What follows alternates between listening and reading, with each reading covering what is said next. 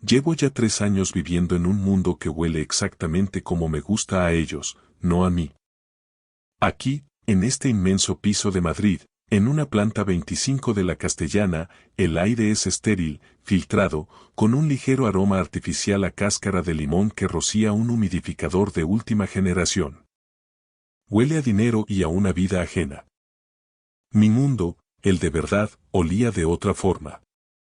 Olía a viruta fresca en el viejo taller, al metal caliente de la soldadora y a ese olor ligeramente ácido de la tierra fértil en las manos tras trabajar en el huerto de Salamanca. Este contraste me perseguía constantemente, como el zumbido tenue pero molesto de un frigorífico de alta gama que nunca se apaga. Yo, Sergio Alonso, un jubilado de 64 años, antiguo ingeniero de caminos, me sentía aquí no como un invitado, sino como un mueble viejo que han sacado de su casa y han puesto temporalmente en un rincón de un vestíbulo moderno y brillante, un mueble que no encaja con la decoración, pero que aún les da reparo tirar al punto limpio. La mañana de hoy empezó como de costumbre. Me desperté a las 6, por ese hábito forjado durante décadas a pie de obra. El sol aún no se había asomado tras las moles grises de los rascacielos, pero la ciudad ya rugía abajo como un avispero agitado. Fui a la cocina de puntillas, para no despertar a Carlos y a Elena. Su dormitorio estaba en la otra ala del piso, tras una maciza puerta de madera oscura, pero aún así temía hacer el más mínimo ruido.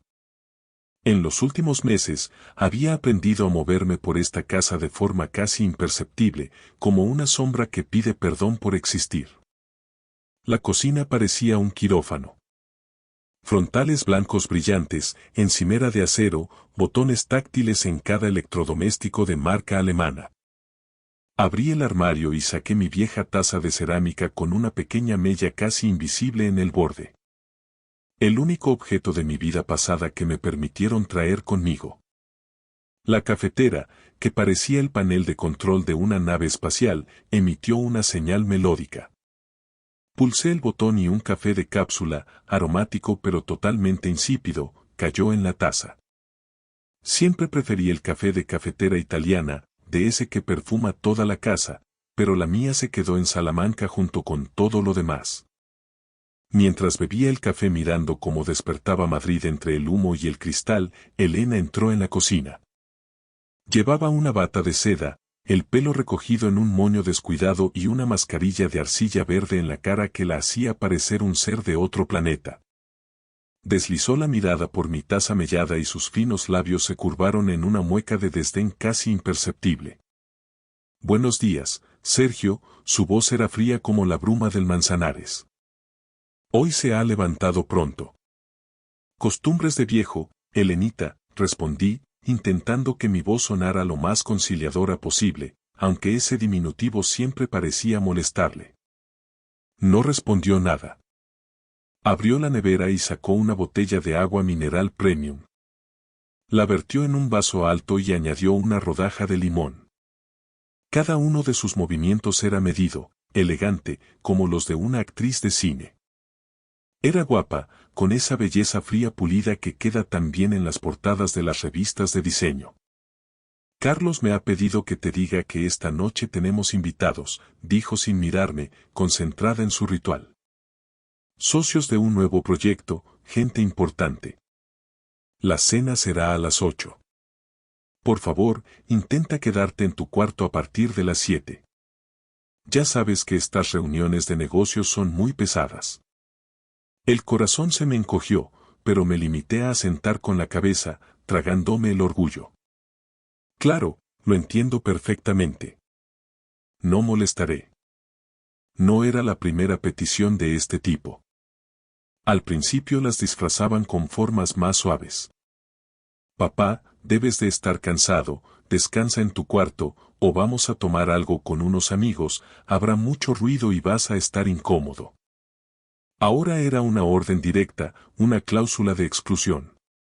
Yo era un elemento discordante que había que esconder cuando venía la gente que firmaba los cheques. Terminé el café, lavé minuciosamente la taza y la guardé en el fondo del armario. En el fregadero ya estaba su vaso. También lo lavé. Se había convertido en mi regla tácita. Recoger lo mío y, a ser posible, lo de ellos, para que tuvieran un motivo menos de queja, para ser el mueble más limpio del salón. Regresé a mi habitación. Era la más pequeña de la casa, un antiguo vestidor reconvertido que apenas albergaba una cama y una cómoda. La ventana daba a un patio interior de luces, un rectángulo de cemento donde la luz del sol nunca llegaba. En la pared colgaba una única fotografía en un marco de madera sencillo, el único rincón de la estancia que se sentía vivo. Aparecíamos mi difunta mujer, Lucía, y yo con un Carlos pequeño en brazos. Tendría unos 5 años entonces. Estábamos delante de nuestra antigua casa en Salamanca, esa que construí ladrillo a ladrillo con mis propias manos y mi propio sudor. Lucía sonreía, y en sus ojos se reflejaba toda nuestra felicidad, sencilla, de esa que no necesita humidificadores con olor a limón. Pasé el dedo por su rostro en la foto, sintiendo el frío del cristal. Mira, Lucía, cómo ha progresado nuestro hijo, susurré al vacío. Un gran director aquí en Madrid, con un piso en las nubes. Solo que parece que en estas nubes no hay sitio para su padre. Por la tarde llegó Carlos. Entró en el piso como un torbellino, soltó su maletín de piel de ubrique sobre el puff de diseño y llamó a gritos. Elena, ya estoy en casa. Salí al pasillo para saludar, intentando encontrar un resquicio del hijo que dejé en Salamanca. Hola, hijo. ¿Qué tal el día en la oficina? Me lanzó una mirada fugaz, de esas que se dan a alguien que interrumpe una marcha triunfal. Su rostro estaba tenso por el estrés, pero satisfecho a la vez. Hola, papá. Bien, a tope. Hoy hemos firmado las arras para una nueva promoción en la zona norte. Si todo sale según lo previsto, en un año duplicaremos la facturación. Estamos jugando en la Liga de los Grandes. Eso es bueno, dije sinceramente, aunque los términos me sonaran a otro idioma. Me alegro mucho por ti. Sí. Se aflojó el nudo de su corbata de seda. ¿Te ha dicho Elena lo de esta noche? Sí, claro, no te preocupes, no molestaré. Perfecto. Ya caminaba hacia el dormitorio principal, perdiendo cualquier interés en mi presencia. Ah, por cierto, mañana tendremos que ir a la gestoría. Hay que firmar un documento de la empresa, un trámite de representación. Te lo explico luego. Al fin y al cabo, tú figuras como administrador único. Esbozó una sonrisa condescendiente, como si hablara de una formalidad graciosa, de un disfraz que me prestaba para que me sintiera útil. Yo asentí, pero por dentro se me heló la sangre. Administrador único.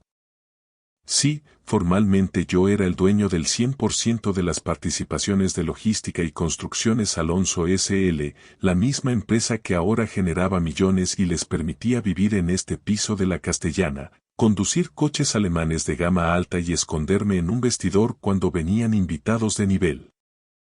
Carlos parecía haber olvidado que mi titularidad no era una simple carambola legal, o lo que era peor, quizá nunca lo había considerado algo serio. Por la noche, tal como se me había ordenado, me quedé en mi cuarto. Del salón llegaban risas impostadas, el tintineo de copas de cristal de Bohemia y un hilo de música chill out que me resultaba ajeno. Intentaba leer, pero las líneas de mi libro se emborronaban. Oía a Carlos contar con arrogancia las perspectivas de la empresa, las nuevas tecnologías de edificación, los contratos públicos millonarios. Hablaba como si lo hubiera creado todo de la nada, como si su imperio no tuviera cimientos. Como si no hubiera existido mi casa de Salamanca, vendida hasta el último ladrillo, ni mis ahorros de 40 años como ingeniero de caminos invertidos hasta el último céntimo en su proyecto inicial. Cerré los ojos y sentí cómo brotaba en mi interior un resentimiento sordo y frío. Se había ido acumulando gota a gota durante meses de silencios y desplantes. Y hoy, con esa orden de esconderme, parecía que el vaso empezaba a desbordarse. Aún no sabía qué hacer, pero por primera vez en estos 3 años comprendí que no podía seguir siendo una sombra que pide permiso para respirar. Algo tenía que cambiar. Y ese cambio, lo presentía, iba a ser doloroso para todos. La recepción se alargaba. Las voces en el salón eran cada vez más altas. Yo, sentado en mi pequeño cuarto, me sentía un proscrito en la casa comprada con el dinero de la venta de mi propia fortaleza. Intenté concentrarme en el camino de Miguel Delibes, buscando refugio en sus palabras castellanas, pero mis pensamientos volvían tercos a la realidad del otro lado del tabique. Cada frase que llegaba desde el salón me hería. Oía a Elena decirle a una invitada entre risitas: «Estamos mirando las Maldivas para este año. Carlos necesita desconectar, que el pobre se mata a trabajar. Iremos en business, claro». Volar en turista a estas alturas es una ordinariez, hay que tenerse un poco de respeto a una misma. Dejé el libro sobre la mesilla. Maldivas, clase business. Recordé cómo Lucía y yo, una vez cada 5 años, nos permitíamos un viaje a Benidorm, a un hostal modesto cerca de la playa, y éramos los reyes del mundo. Ahorrábamos todo el año privándonos de mucho, pero esos recuerdos eran los más cálidos. Y ahora mi hijo, que de niño se ponía radiante con una excursión al campo en un viejo Seat, hablaba de la clase business como si fuera un derecho de nacimiento. En sus planes para las Maldivas, por supuesto, no había sitio para su anciano padre. Ese pensamiento me atravesó la conciencia y activó una cadena de recuerdos amargos. Volví a ver aquel día en mi cocina de Salamanca. Carlos, recién llegado de Madrid, rebosaba un entusiasmo casi febril. Desplegó sobre la mesa de madera informes y gráficos. «Papá, es la oportunidad de nuestra vida. El mercado inmobiliario en Madrid está volviendo a explotar. Tengo la idea, tengo los contactos en el ayuntamiento. Solo necesito el capital inicial. Los bancos no dan crédito por una idea sin avales sólidos». Elena estaba a su lado, apretándole la mano y mirándome con una esperanza que entonces creí sincera. «Sergio, se lo devolveremos todo con intereses. Carlos tiene tanto talento, le va a ir de maravilla. Usted será parte de esto». Los miré y vi en sus ojos el sueño de una vida mejor, el mismo por el que yo había trabajado en obras bajo el sol y la lluvia toda mi existencia. «¿Cuánto hace falta?», pregunté, aunque ya temía la respuesta. Carlos respiró hondo. 50.000 euros para empezar. De base. Para la oficina, el registro de la SL, los primeros sueldos. Yo tenía en la cuenta 20.000 euros. Mis ahorros de toda la vida. El resto. El resto era mi piso de 3 habitaciones en el centro de Salamanca. Mi hogar, donde cada reforma la hice yo, donde aún se sentía el espíritu de Lucía. Venderé el piso, dije entonces, y la decisión nació de un amor ciego de padre. Y añadiré mis ahorros. Con eso tendréis vuestra oportunidad. Carlos me abrazó como hacía años que no lo hacía. Papá. No te arrepentirás. Te traeremos a Madrid con nosotros, compraremos un piso enorme. Tendrás la mejor habitación, serás nuestro invitado de honor. Lo vendí todo. El piso voló por 180.000 euros. Lo invertí todo en su sueño. Al principio, en Madrid, vivimos de alquiler, unidos por la necesidad. Ayudé a Carlos con los trámites legales y la constitución de la sociedad.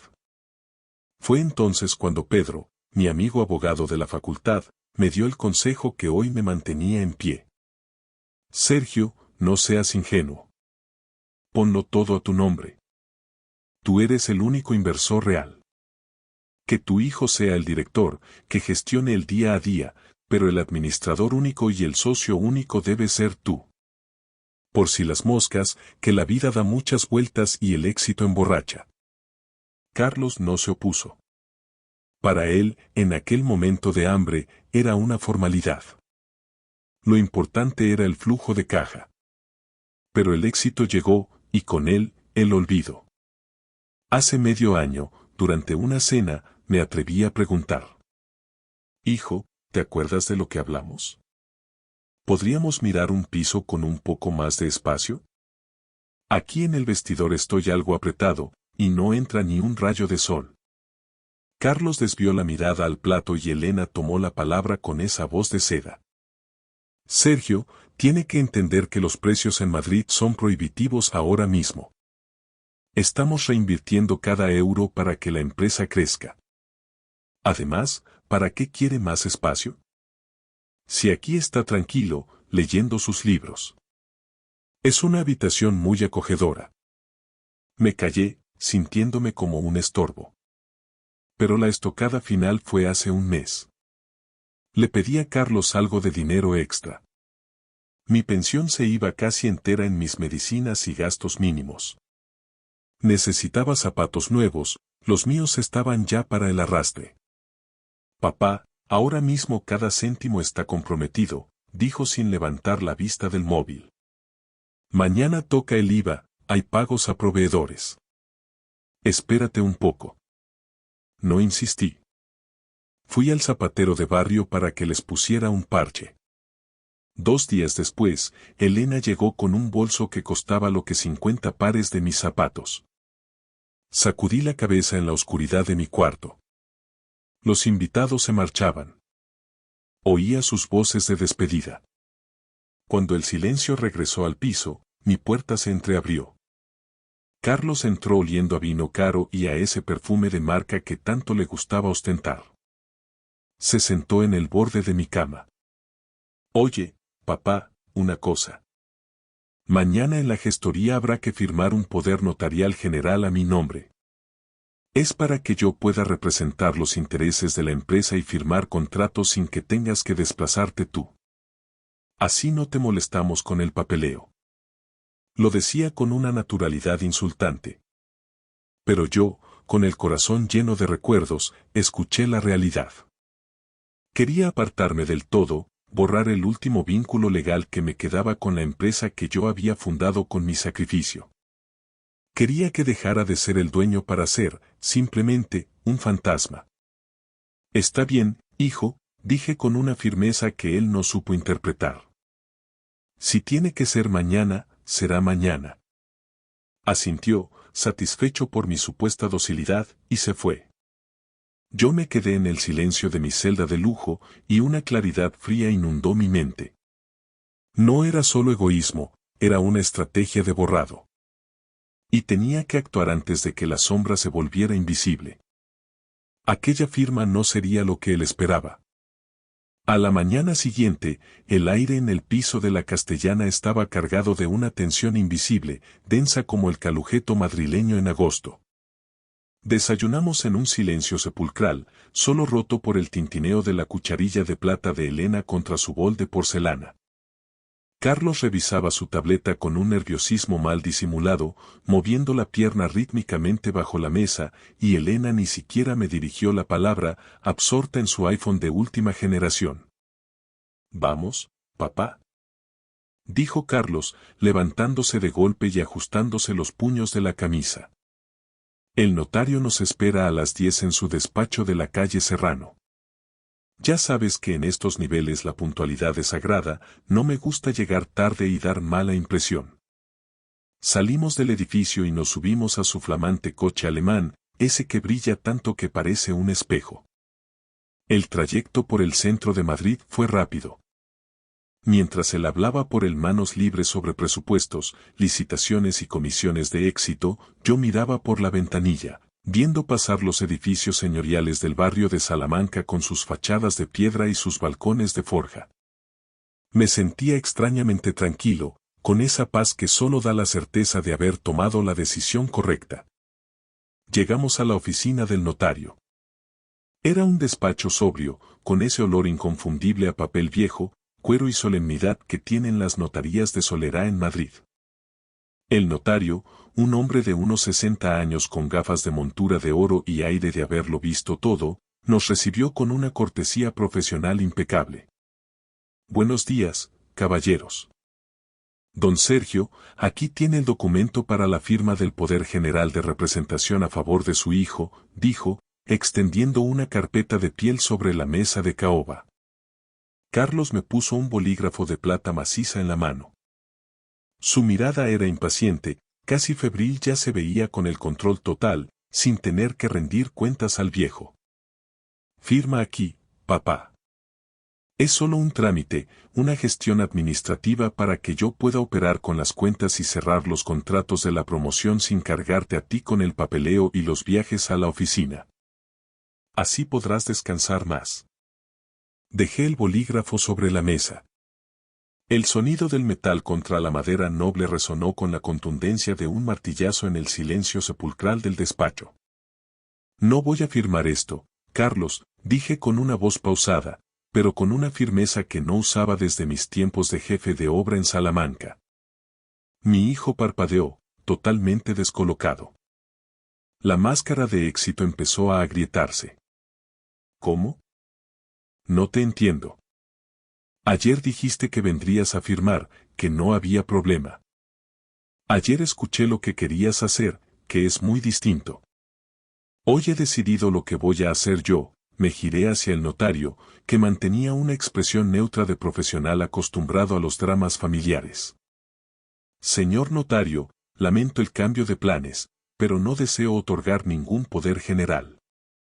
De hecho, como socio único y administrador único de Logística y Construcciones Alonso S.L., quiero solicitar la revocación inmediata de cualquier poder de firma o representación que ostente mi hijo, Carlos Alonso, en nombre de la sociedad y en todas sus cuentas bancarias.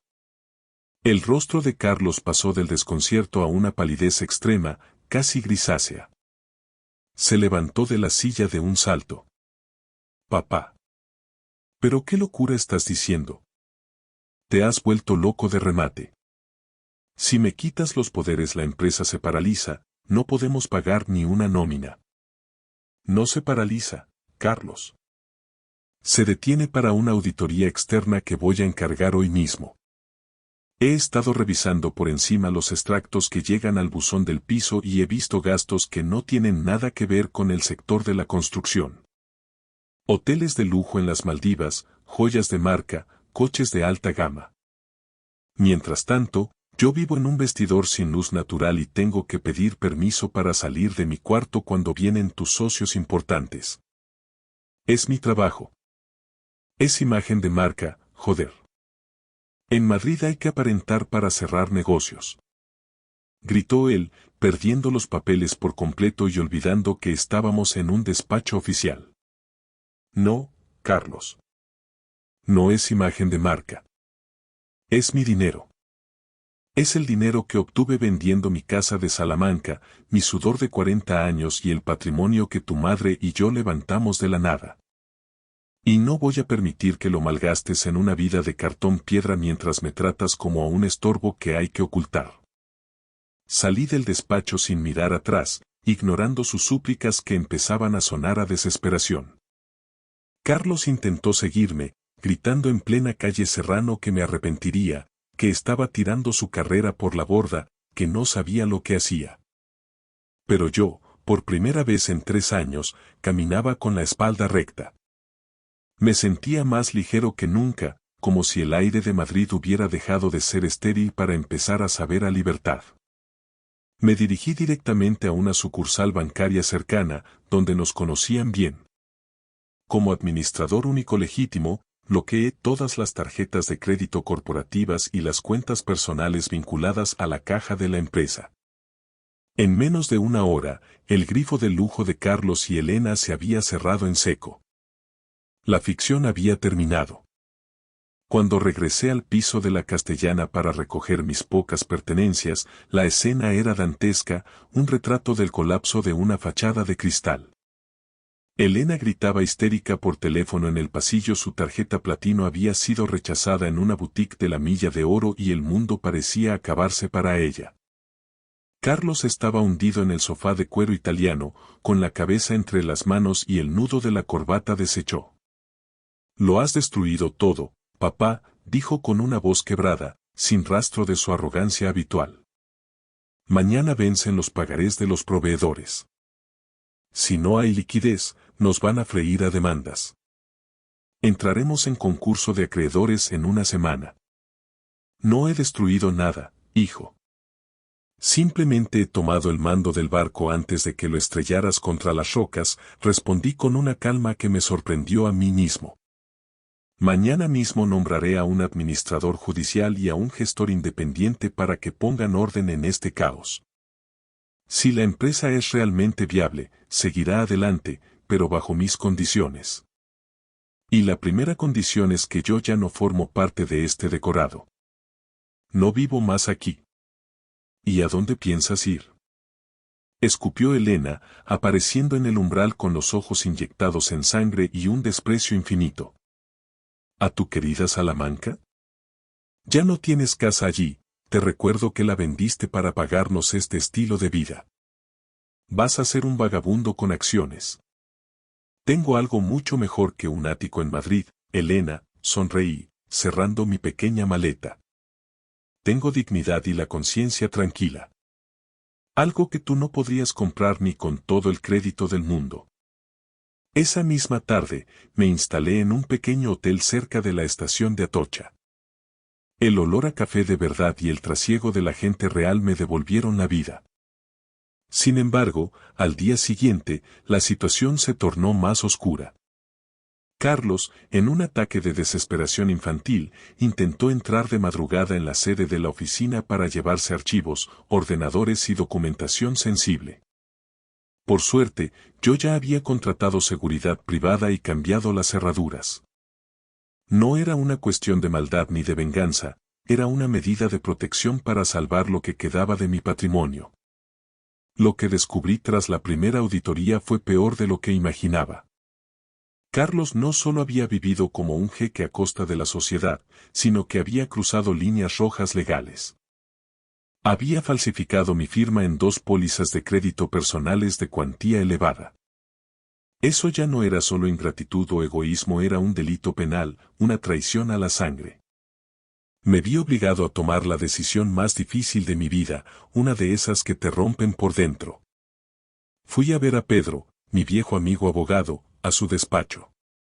Sergio, si esto llega a oídos de la fiscalía, tu hijo se enfrenta a penas de cárcel, me advirtió Pedro, mirándome con lástima. Estamos hablando de falsedad en documento mercantil y estafa. Son palabras mayores. Él no tuvo piedad de mí ni de la memoria de Lucía cuando me convenció para vender nuestro hogar, respondí con una amargura que me quemaba la garganta. Pero no soy un verdugo, soy su padre. No quiero que acabe en Soto del Real, pero tampoco puedo permitir que siga creyendo que sus actos no tienen consecuencias. Solo quiero que aprenda, por las malas, el valor real de las cosas. A través de los abogados, le hice llegar a Carlos una propuesta de último recurso. No presentaría cargos penales y detendría la investigación si él aceptaba un acuerdo de reestructuración. Trabajaría como un empleado de base en la constructora, como un simple oficial de oficina, bajo la supervisión estricta del nuevo gestor. Tendría un sueldo de mileurista, 1.200 euros netos al mes. Sin coches de empresa, sin visas de representación, sin comidas en restaurantes de lujo. Elena, tal como yo sospechaba, no tardó ni 2 semanas en presentar la demanda de divorcio.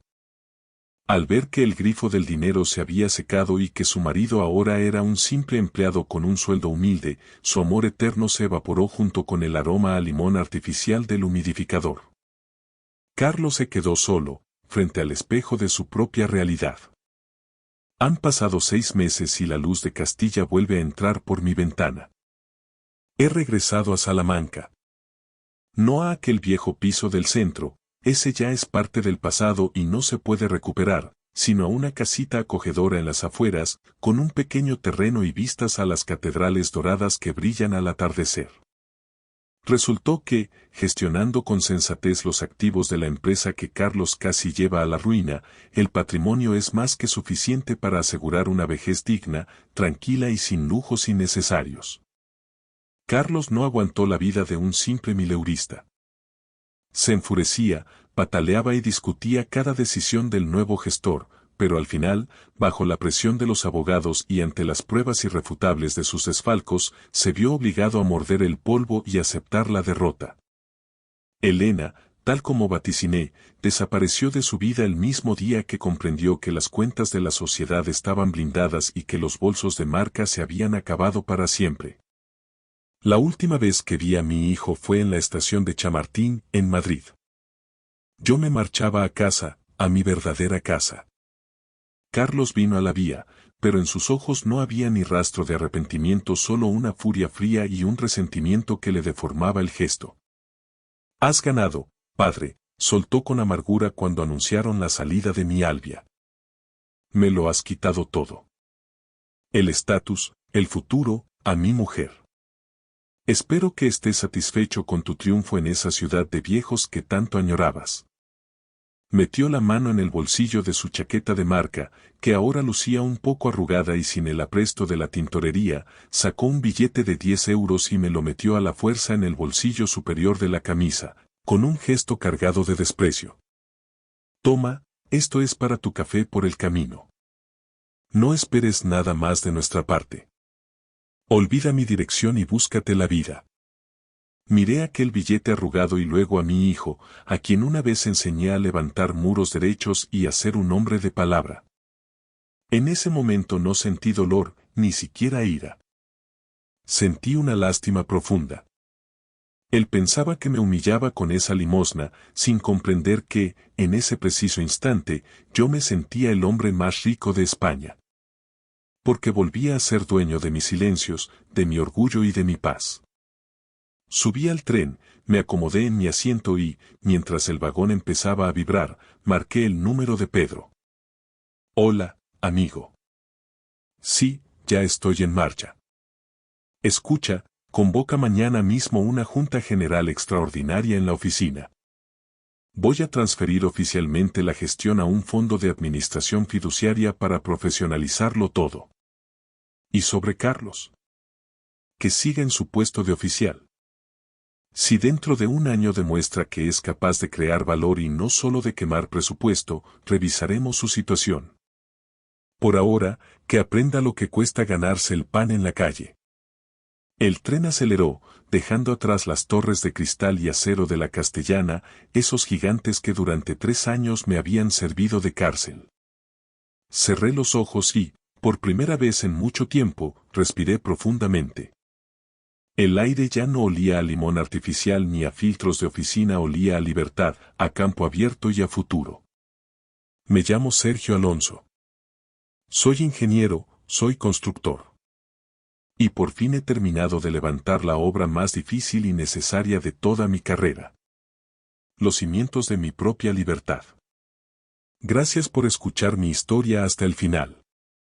Si resonó contigo, dale like, escribe en los comentarios qué fue lo que más te tocó y no olvides decir de dónde eres. Suscríbete al canal, vienen muchas más historias.